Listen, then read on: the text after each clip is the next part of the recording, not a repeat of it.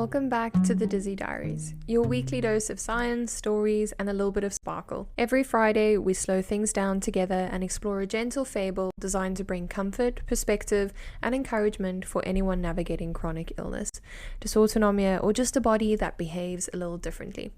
Today's story is about pacing, rebuilding strength, and learning that progress doesn't have to be loud to be meaningful.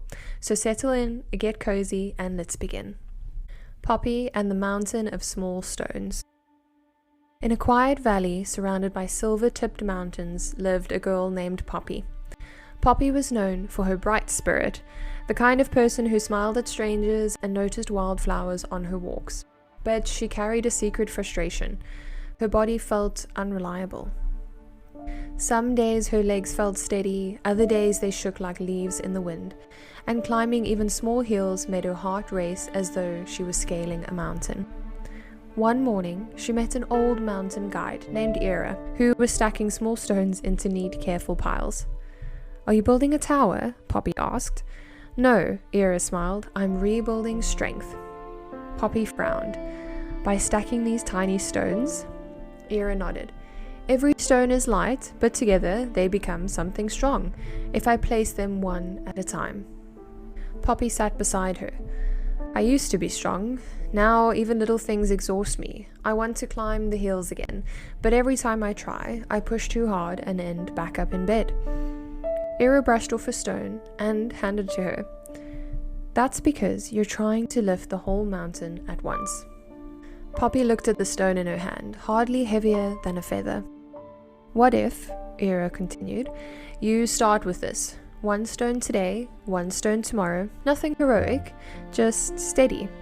Poppy wasn't convinced, but she was tired of feeling defeated, so she placed her first small stone. The next day, she placed another.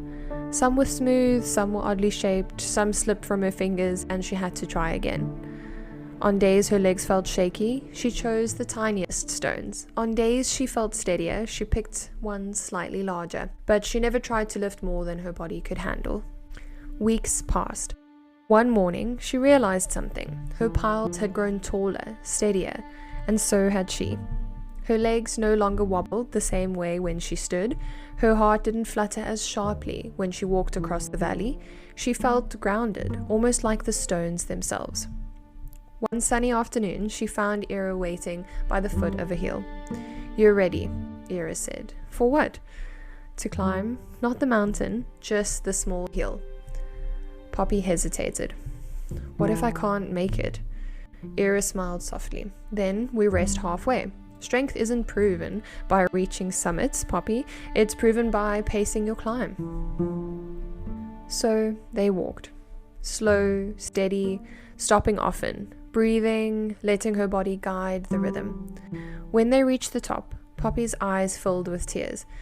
Not because it was hard, but because she had done it without breaking herself to get there. Ira placed a final stone in Poppy's hand. "Strong people don't conquer mountains in one go," she said. "They gather strength in small, kind moments, and one day, without realizing it, they look up and see just how far their gentle effort has carried them." Poppy kept the stone as a reminder. Strength didn't mean pushing harder. Strength meant building steadily, listening deeply, resting when needed, and trusted that even the tiniest stones eventually form something solid. And from that day forward, whenever her body wavered, Poppy would look at her stone and say, "One small stone at a time," and that was always enough. Thank you for listening to this week's Friday Fable. If Poppy's story resonated with you, the tiny steps, the slow building, the quiet strength, take it as a reminder that you're allowed to grow gently too. If you enjoyed this episode, don't forget to follow along, share it with someone who might need a little encouragement, or revisit it when you need grounding. Until next time, take care, pace kindly, and stay sparkly.